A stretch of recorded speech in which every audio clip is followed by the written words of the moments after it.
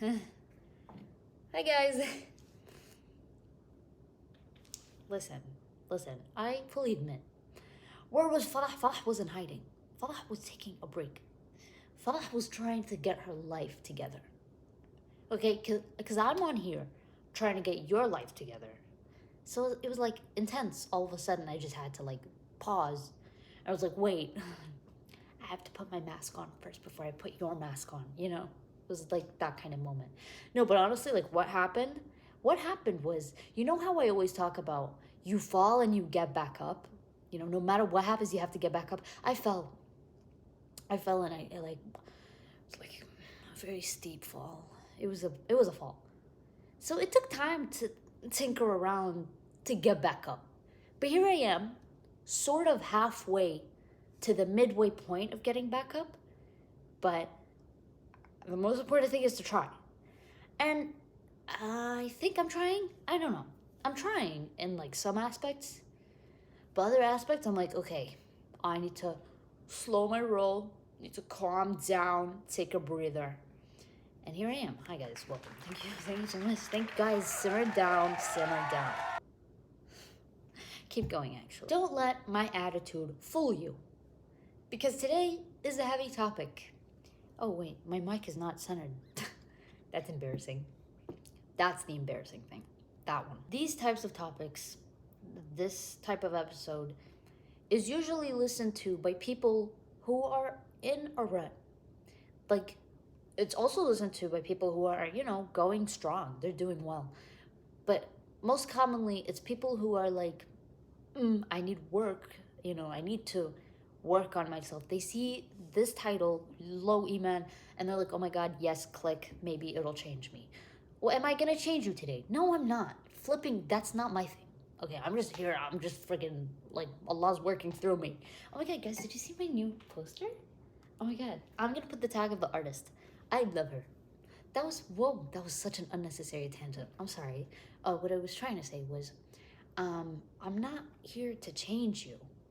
I'm here to tell you about what I experienced, and then maybe you'll like feel like I'm talking about something that's relevant to you. And you're like, oh, okay, I think I know what the next steps are, But like, we're not here to solve each other's problems. We're here to like help alleviate them. Like we try to help each other out, basically. And so, what I'm gonna be talking about today, honestly, I'm gonna be talking about from experience, and like really recent experience, because the thing about iman is that like it does not stay stable. A lot of people think that once you have iman, it's the same throughout your lifetime. It's not. And unfortunately, I kind of had to taste it to like realize it. But also I think Allah put this part in my life because I have a podcast, because I have people that watch me and listen to me. And so I need to feel what they feel. Because I'm above all of you guys. But no, I need to know and I need to taste these things to talk about them. Not necessarily all the time, hopefully, but most of the time.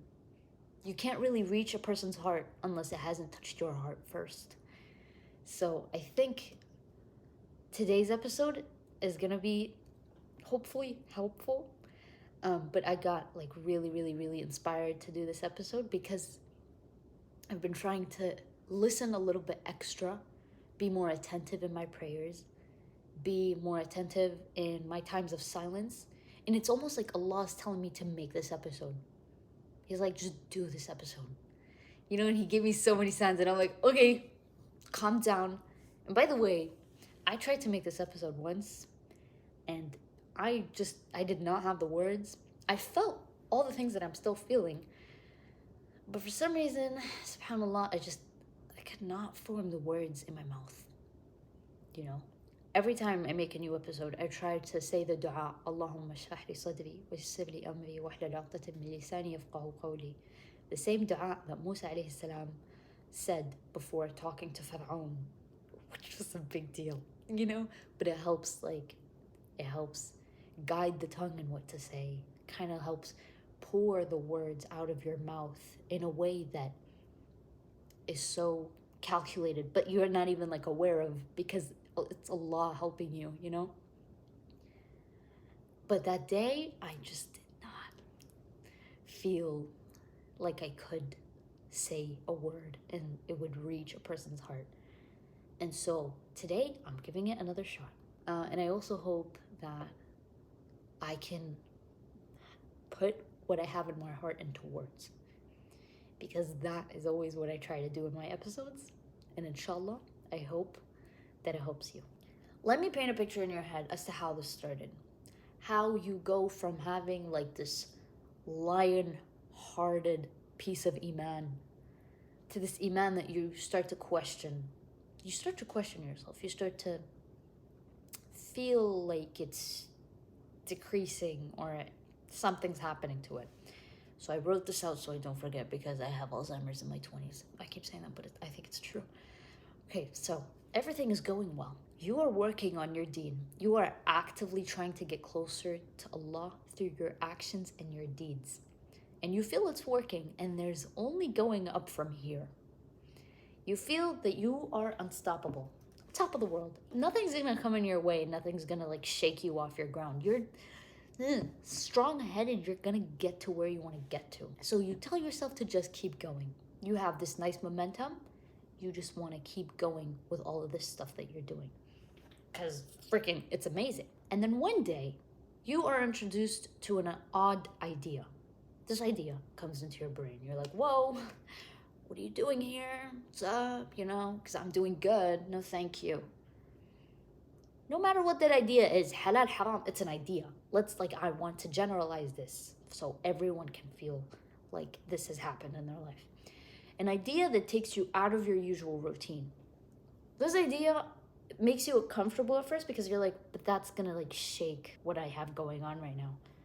You know? So this is like this icky idea, if anything. It's icky. And it's an idea that gets you thinking, but you know acting on it would take you out of the consistent loop that you have successfully placed yourself in. This successful loop of you are literally grinding for the sake of Allah. Like, you're doing really good. You're on top of your prayers. You're on top of your studies. You're on top of, like, studies meaning, like, Islamic studies. You're, like, Islamic-wise, religiosity-wise, you're thriving. So you're like, this idea is kind of going to throw me off. And once you act on it, there is no going back. And you know that, which is why it makes you so uncomfortable. Once you act on it, you will be stranded in the unfamiliar. You do it. You act on this odd idea that once stemmed in your brain. It is now your reality. So this thing that started in your brain as an idea, whatever it may be, an occurrence in life, something new that you tried out, something new that you picked up, whatever it is. But it's this new thing, and now it's your reality. It started as an idea, but now it is in your actual real life world. And with that, things start to distract you. You're not like you were before. You know, you notice that you're missing a little bit more time that could have been used for something else that you know was better. And you remember back to how your life was before you acted on this idea. How close you were, how focused you were. You see how much time this thing that you have recently partaken in is taking away from your day. Time that could otherwise have been spent on getting closer, better, stronger. You decided that the unknown was more worthwhile, more exhilarating, only to realize that it was never your business there. Deep words, but it's true. It's so easy to think that like this change is gonna bring this new exciting aspect into your life. But I said this before, and I'll say it again. It's like a facade. It's easy to think that what you want and who you want to be and everything that you want in life is out there in the world, and I have to search for it and I have to find it because there's so much in the world that I have to see and try.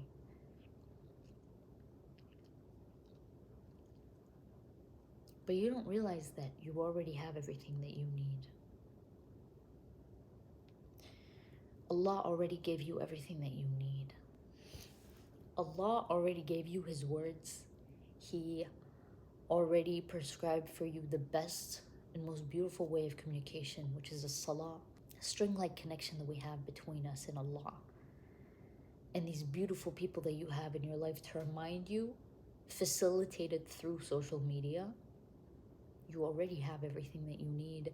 It only takes opening your eyes to understand that. You know, what I just described wasn't necessarily exactly how I went through it. I just tried to generalize it more so it would apply to more people, but parts of it felt true.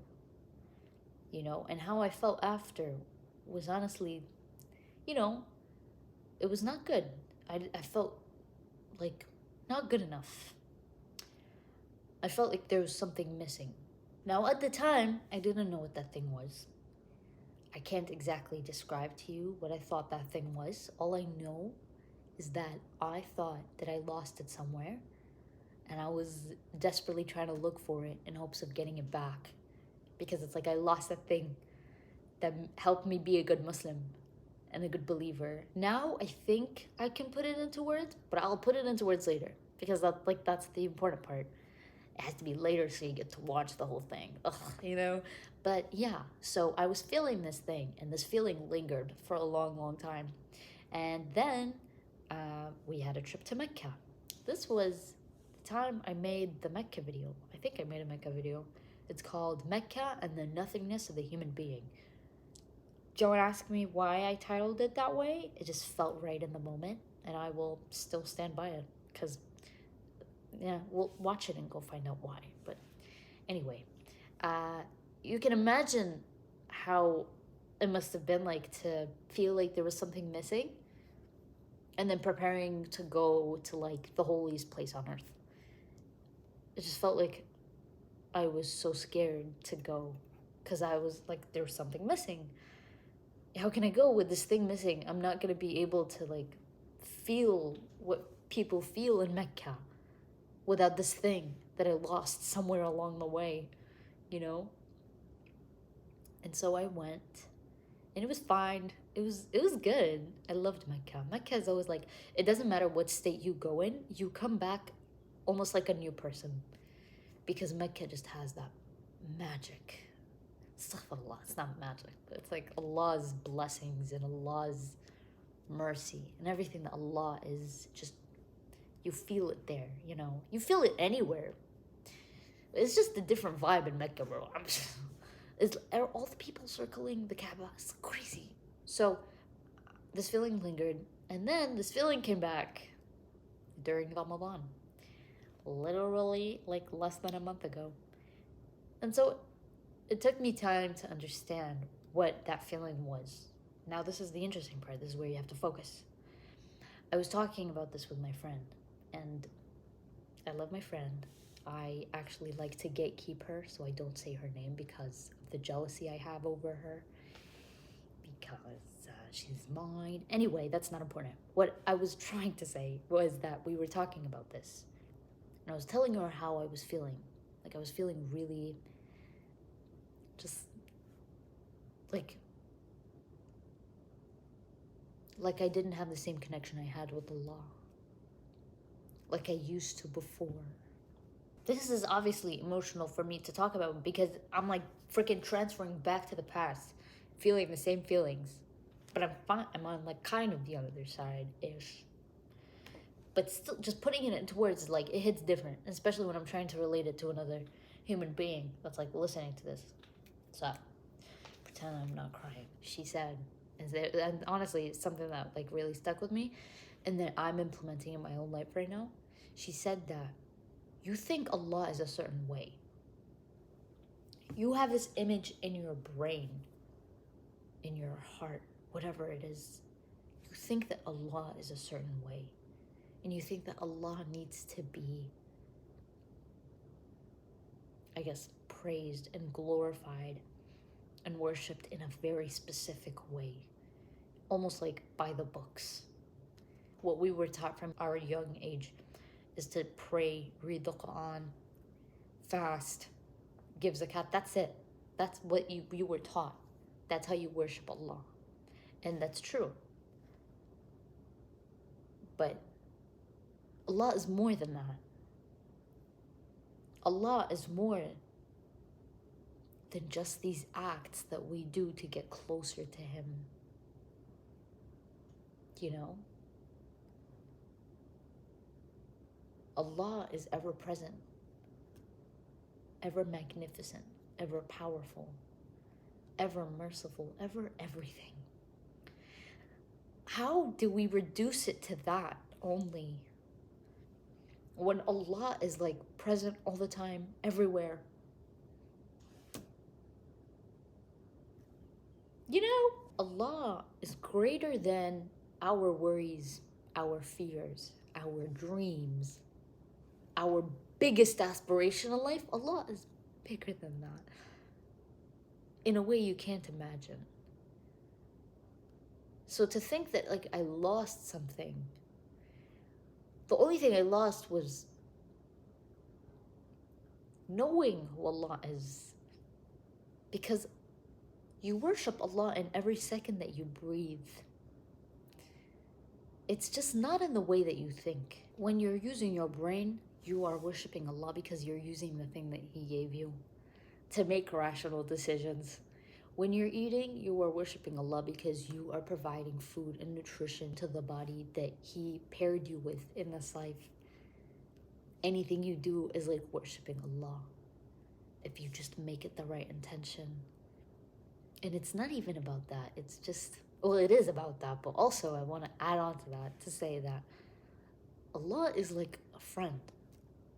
It's all about how you see Allah. It's all about, like, I come to realize more and more and more, it's all about how Allah is in your head. Because some people think that Allah is just this observer that's like looking at everything, and then He's just gonna, on the Day of Judgment, not even a chance. That's like, what? If that's the Allah that you worship, I'm actually scared. Because the Allah I worship provides for me when I don't even realize it. He gives me when I don't even like see it. I don't even remember it and He gives it to me. Bro, He's so nice. He's like so cool. Stuff Allah, like not like that. Like, you know what I mean, you know? What I'm trying to say is that it's like you have this connection with Allah where you're almost like on an inside joke with Him, you know? Not like that, but like what I'm trying to say is like you're with Him every single second. It's almost like you cannot function without Him in your brain. Because there's this thing that's like popping up on TikTok. I don't know. I've seen it recently, like a couple videos about it, but this like thing about discernment, being able to tell the voices and the signs and all of these little hints in your heart that you know is extraterrestrial, you know is not from this earth, you know it's from Allah, you know it's from God. Yeah, I saw a lot of Christians talking about it, which is why I said God. So, and it's a really good point.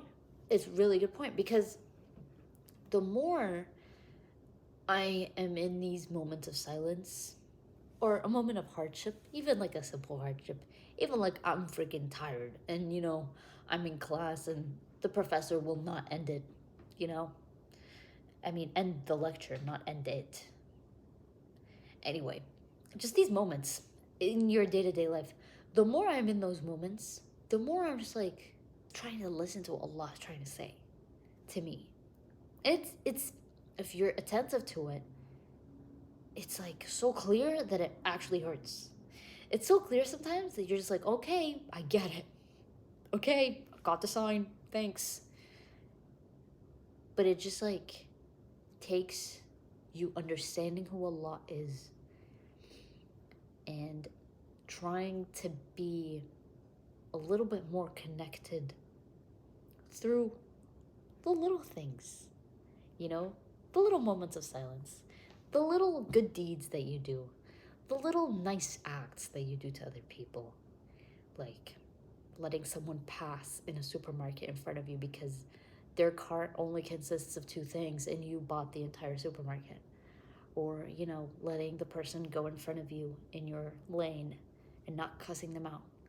Stuff like that, maybe better stuff. But like those little things, you have no idea how far they take you. In fact, this goes into the realm of ihsan because it is agreed upon unanimously amongst the scholars that there are 3 levels of Islam, or kind of like degrees.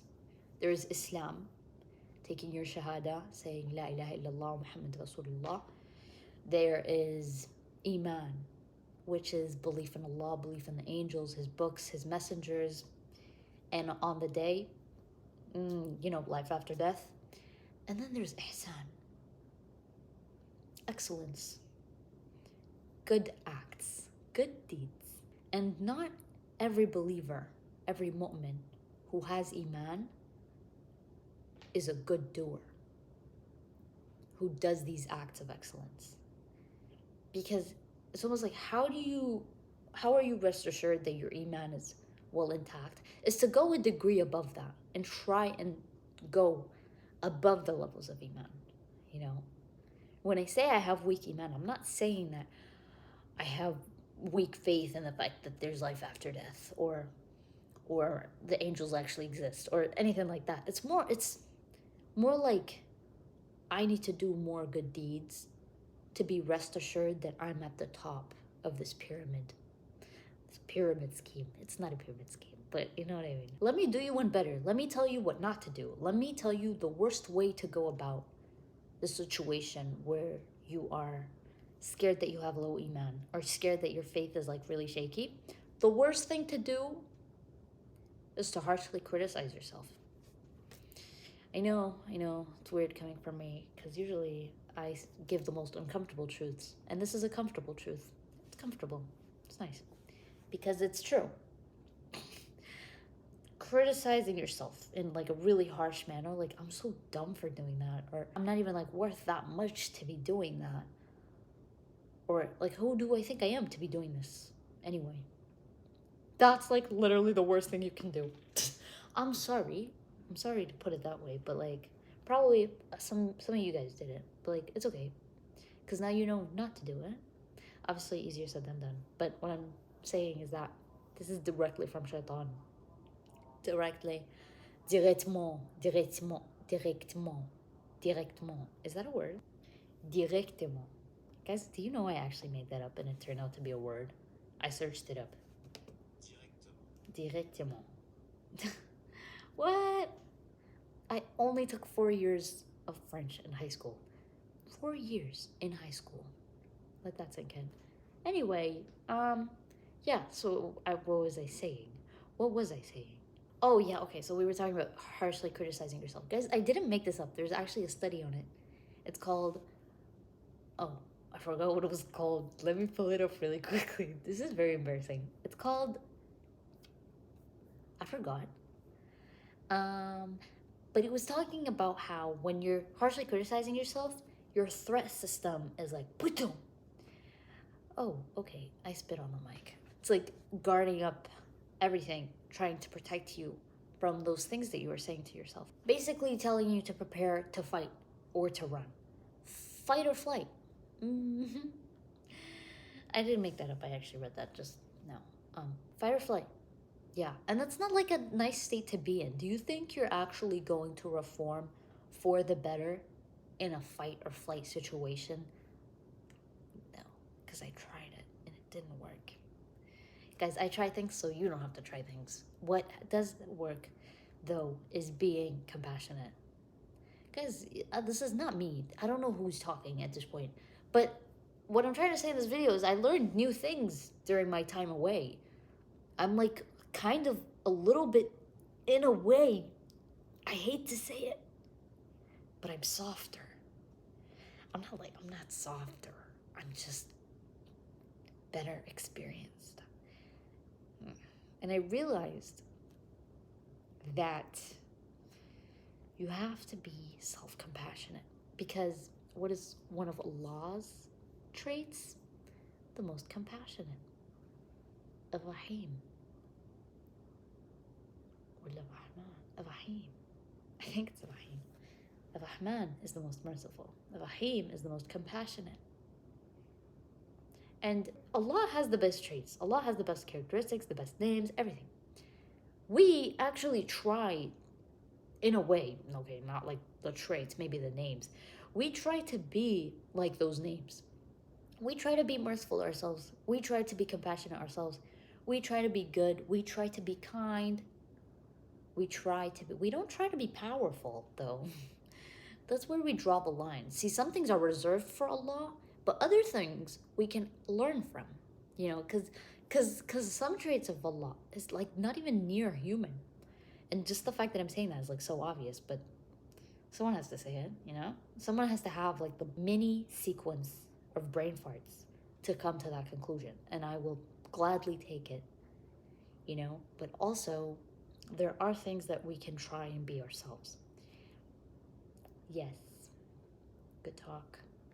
No, I'm not finished. All the study is trying to say is that it's more productive to be self-compassionate. Sorry, I burped. I'm sorry. I had a lot of gas today. Calm down. All I'm saying is that, all it's saying is that it's more productive to be self-compassionate than to be self-critical. Being self-critical doesn't really get you anywhere. You think it gets you someplace? Like after a day or like for the next week, you're like really on top of things. You're like, I'm going to do so much. I'm going to be on top of the world. But then you realize you're burned out. And you're burnt, right? Not burned. Wow, I love how this podcast is all about me trying to speak. I love that so much. I haven't spoken in a long time, so I'm actually stuttering over. I don't know how to say words. Oh my God. Okay, so I said Musa's dua again, so I should be fine now. I should be speaking in a coherent manner. I'm already off to a great start. Anyway, where were we? So take that time to be a little more compassionate and ask yourself questions. Remember the episode I made about questions? Go watch that if you haven't, by the way. It's nice because my cat is there. But I don't put my cat on social media a lot because I'm actually scared of Van. I'm scared of the red evil eye. Because he's so cute. And also he tends to flash himself a lot on camera when he puts his tail up like that. He's getting really comfortable doing that, and I need to remind him that modesty is important. But yeah, so take the time. I don't want to say this. I don't want to say this in a million, billion, trillion years. But you might have to journal. I hate saying this. I'm actually dying a little bit on the inside right now. Because in one episode, I said that I never journaled, and I was so proud to say that. But that was the old me. It's still me, but I just realized it's a tool that helped me a lot because it helped me understand how my brain was working, and it showed me that I was actually really, kind of a little bit partially self-critical, So it helped me to figure out the mapping of my brain to reverse engineer the process of like getting back to getting close to Allah. I was never like away from Allah. Is closer to us than our jugular vein. I think it's right. I have no idea. I suck at anatomy. But Allah is closer to us than our jugular vein. You think you are low in iman, Allah's there. You are doing amazing in your ibadah and everything, Allah's there. Allah is always there. Allah will always be there. Allah didn't just like leave magically suddenly. All that happened was I was kind of ill-knowledgeable.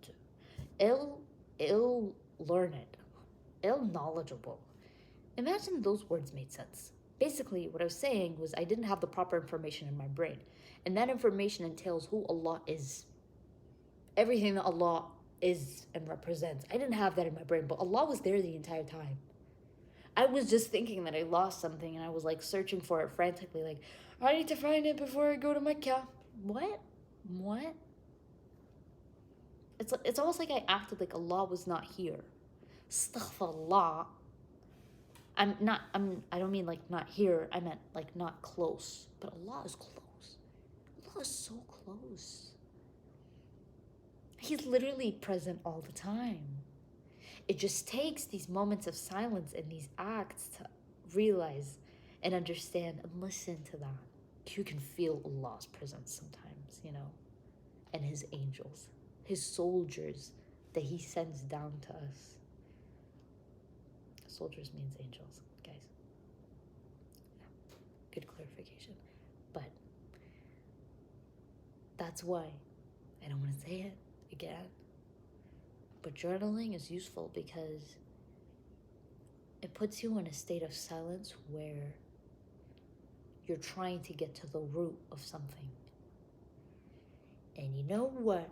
I'm gonna read you guys something that I wrote. It's not like that personal, but I just wanted to share it because it scared me. You're actually not gonna believe it. Are you ready? I'm not ready. No, really, my handwriting's so bad, I'm not ready. Okay, so a little backstory. This is gonna expose me a lot, but recently I got rejected. Doesn't matter what that rejection was. Doesn't matter. University, person, whatever. I got rejected. And that kind of shook me a little. Not shook me, but that kind of made me a little bit wobbly on the line. On the straight path, I was just swaying from left to right. But I digress. I wrote this down as a way to show how my future is going to look like, because I know it's going to look amazing. So I wrote about it. I said, she got rejected, but then she blossomed. Not because of her rejection, but what she chose to make out of it. She got rejected multiple times, actually. Not once, not twice, multiple times. Each time she imagined the thing she had in mind would change her life, her whole world. But none of them happened, and yet here she is, so grown, so changed. You don't even recognize her, but you ask how. She stayed in the same place this whole time, didn't she? A plant can grow to whichever extent. It spreads its roots first and then starts to slowly and unassumingly branch out. It branches out so far and wide, each part of it seeming to be in a different place. It's still in the same place, is it not? I would make an amazing author, don't you guys think? Okay, I'm continuing. It laid its roots, set its foundations every single day. I'm talking about the tree. The inside work starts to reflect the outside, just like the roots start to reflect the branches. Weak roots make for poor trees. How are you spreading your roots and laying your foundation, doing the things that seem invisible, but will only ever be seen with time? What did you make out of the rejections? And how long did it take you to realize it was God's protection? Author who? I can't name any authors off the top of my head, but imagine I said a famous author and I'm like, who are they? Because that was amazing. Wow, reading that back, I need to calm down. My ego is growing a little bit. But no, it's not. That was a joke. But I wrote that a couple of days ago. Cool? Chill? Okay. Guess what I read today? I was doing some extra cherry on top research for this video. Obviously, there was literally no research that went into this video. I wanted there to be, but I was like, no, let me just talk about what I've been through, how it's been, what life has been like. But I read this and I was like, okay, I got it. Allah, I get that you're speaking to me. You don't have to scream it. Astaghfirullah, But the sign was so, oh my God, it hurt my brain. Let me read to you what I read today. It says in the Quran, have you not seen how Allah strikes the parable of a good word as a good tree? Its roots firmly planted and its branches reaching to the sky? It produces its fruit at all times by the permission of its Lord. Allah strikes parables for people that perhaps they will reflect. And I was like, wait, I wrote that a couple of days ago, and now I'm reading this. It's like Allah speaking to me. You know what I mean? It's little things like this that I'm like, oh my God. Do I have a connection with Allah or do I have a connection with Allah? You know what I mean? I don't know. Honestly, I have no idea what the whole point of this video was. This whole point of this video was to show you how I got it from that low rut to this place where I am now.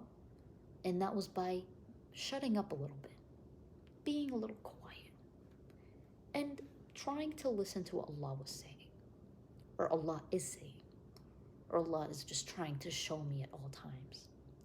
And that differs from time to time, you know. Sometimes He just shows me a bird in front of my car that's like going in the same place that I'm going, and we're just like cruising together. And I'm like, whoa, Allah, thanks. That was awesome. I love that you put a bird there because you know I love birds. It's like simple moments like these. I'm like, oh my God, I'm with Allah. I could die right now and I'm fine. Not like completely, but I'm saying, like, I'm trying to give an example. It's like little things like these, you know. Or like Allah just puts like this cute, small, fluffy cloud in the sky. And I'm like, I know Allah, you put that there for me. For a fact. You know, sometimes delusions can be good. Sometimes they can be unhealthy. But I think this is good. You know, there are thousands, hundreds of thousands of people where I am. And no, He definitely put that cloud for me. And me only. Because why not? Why not? You know, that's the Allah that I worship. You know? And then sometimes, okay, I need to stop mentioning times. I like to keep these to myself, but I just love talking about these things. Oh, okay, and also one more thing that I wanted to do in this video was to talk about how in the beginning of this podcast, I do come off a little bit edgy. Not like edgy like that.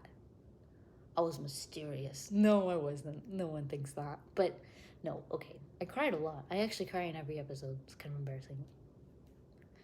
Can't help it, man. But I was a little bit different back then compared to now. It's still the same me. It's just, I don't know how to explain what this thing that Allah put in my heart is. From the time that I've had these feelings, Allah put something that reassured me in my heart, that told me that I'm always going to be here with you. And I think it's a lot more feely touchy than like my previous things that I say in my episodes. Because in my previous episodes, I get a lot into like the logistics, you know? Not the feely touchy stuff, everything that is not feely touchy. But now I'm starting to realize that the feely touchy stuff is actually like, it's important. Yeah, Farah has gone soft. Farah has gone soft. Unfortunately. But here I am. You know, everyone has their own journey. I'm honestly just documenting mine online for like some unknown reason. If anything, this podcast is actually for me. Spoiler alert. I'm just taking people along in the ride because that is what I heard Allah tell me one time. One time I was praying and I just got the inspiration, make a podcast. And then I made istikhara and I was like, should I actually make it? And then Allah was like, oh my God. He was like, yes, obviously. And I was like, oh, okay. That's not how it came to be exactly, but kind of, that was accurate.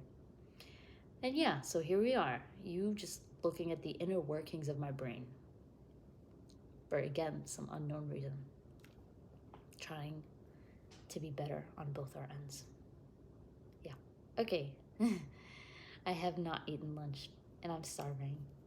So I'm going to leave you guys till the next episode. I'm going to try, guys.